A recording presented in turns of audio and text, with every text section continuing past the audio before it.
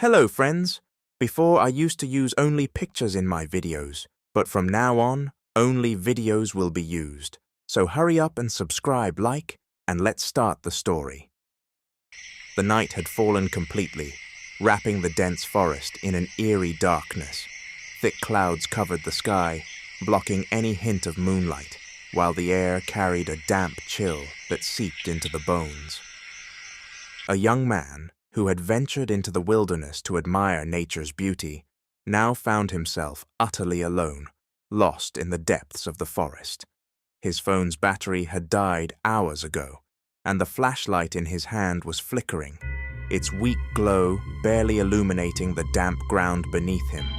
The soft squelching of wet grass under his boots and the occasional sound of water dripping from the leaves were the only things breaking the silence. Every passing moment deepened his sense of helplessness. Just a few hours earlier, everything had seemed post-normal. He had set out for a simple hiking trip, confident in his ability to navigate the terrain. But one wrong turn had led him astray, further and further into unfamiliar territory. The deeper he walked, the more tangled and confusing the paths became. The towering trees stood like silent sentinels, their branches intertwining above him, creating a suffocating canopy. He tried retracing his steps, but every direction looked the same. The realization that he was well and truly lost hit him like a crushing weight. His breath came in slow, measured gulps as he tried to suppress his rising panic. He knew that fear could cloud judgment, and the last thing he needed was to make another mistake in this unfamiliar environment. He considered staying in one place and waiting for sunrise, but the biting cold and the unsettling noises of the forest made that idea less appealing. Somewhere in the distance, an owl hooted, followed by the rustling of leaves. He wasn't sure if it was just the wind or something moving through the undergrowth. His fingers clenched tighter around the flashlight. Then, amidst the darkness, movement caught his eye. A pair of glowing yellow eyes stared at him from the shadows, their gaze steady and unblinking. His heart pounded in his chest as he realized what he was looking at. A wolf. It stood still, its fur blending into the darkness, its ears perked up as if observing him just as cautiously. Every survival instinct in his body screamed at him to stay frozen, to avoid provoking the animal. But to his surprise, the wolf did not growl or bare its teeth. Instead, it took a slow step backward, then another, as if leading him. His mind raced with conflicting thoughts. Wolves were wild predators. Was this some kind of trick? Was there a pack waiting in the shadows? But something about the way the animal moved felt different, almost purposeful. He swallowed hard, hesitated for only a moment, and then, with no better option in sight, he took a cautious step forward. The wolf didn't flee. Instead, it turned and walked ahead, disappearing into the thick foliage. With his heart hammering against his ribs, he made his decision. He followed. The cold air nipped at his skin as he carefully followed the wolf's shadowy figure through the dense forest. His boots sank slightly into the damp earth with each step, the scent of moss and wet wood filling his lungs.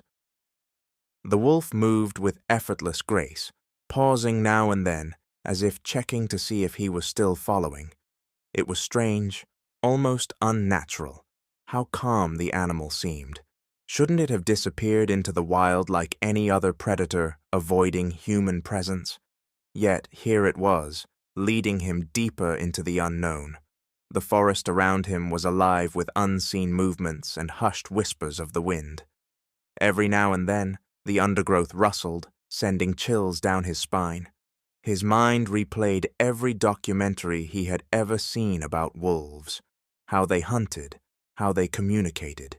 He had heard stories of lone wolves, ones separated from their packs. Was this one of them?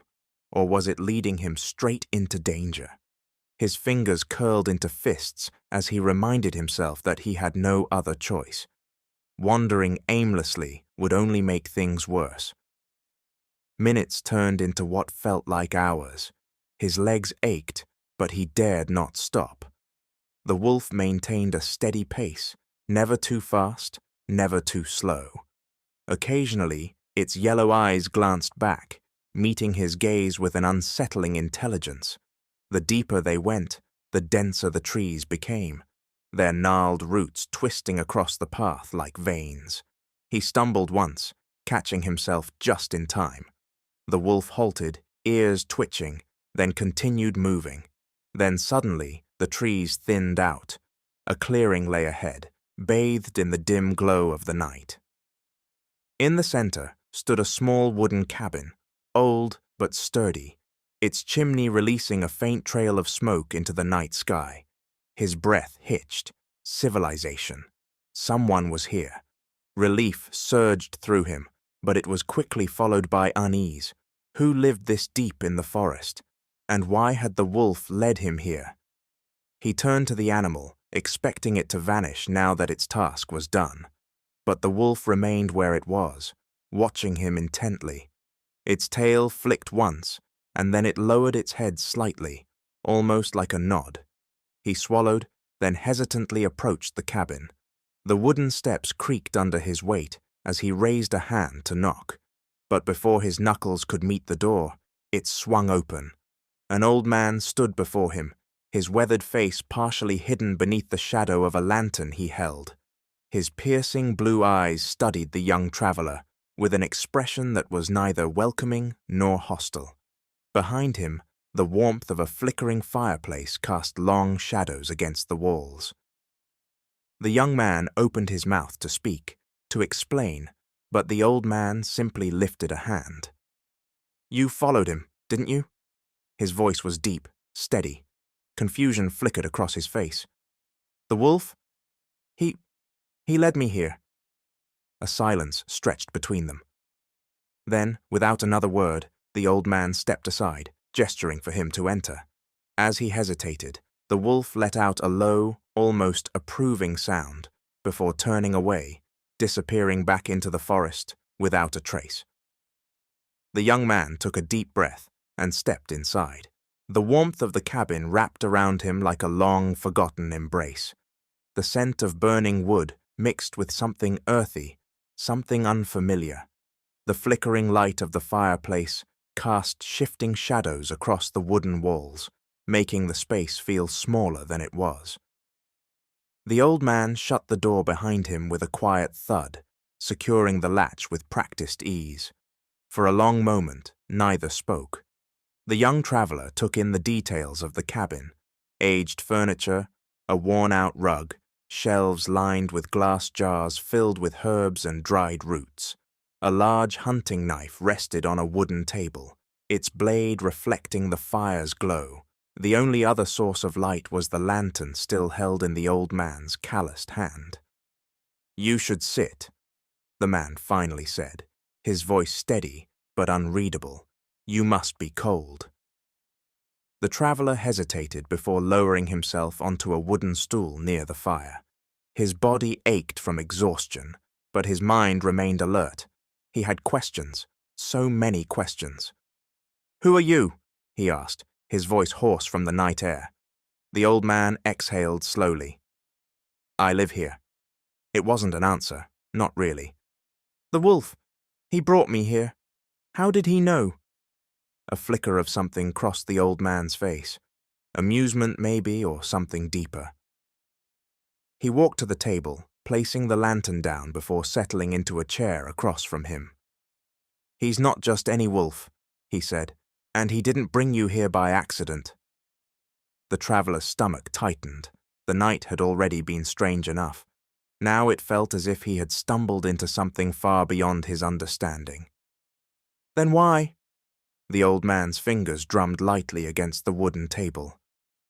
"People think they know this forest," he said, his gaze drifting toward the window. "But they don't. There are paths that don't appear on any map, places that don't exist unless you're meant to find them." He looked back at the young man. "And creatures that don't always behave the way you expect." A chill ran down his spine. You mean the wolf? The old man nodded. He's brought people here before, not many, only the ones who need to be here. The traveler's pulse quickened. Why me? The fire crackled, sending a brief burst of sparks into the air. The old man didn't answer right away. Instead, he leaned back in his chair, studying the younger man with an intensity that made him shift uncomfortably. You tell me, he finally said. Why were you out there alone? He swallowed, caught off guard by the question. I got lost. It was an accident. The old man shook his head. Maybe getting lost was the accident, but ending up here, that wasn't. The traveler felt his throat go dry. There was something unsettling about the certainty in the man's voice. His mind raced back to the wolf, to the way it had looked at him, not as prey, not as a threat, but as if it knew something he didn't. Before he could respond, the old man stood up. You should rest, he said, gesturing toward a small cot in the corner. We'll talk in the morning. The traveler hesitated. His instincts told him there was more to this. More to the wolf, more to the old man, more to why he had been led here. But exhaustion was winning. He nodded slowly, rising to his feet and making his way to the cot. As he lay down, he could still hear the wind outside, whispering through the trees, and somewhere in the distance, a lone wolf howled. Sleep did not come easily.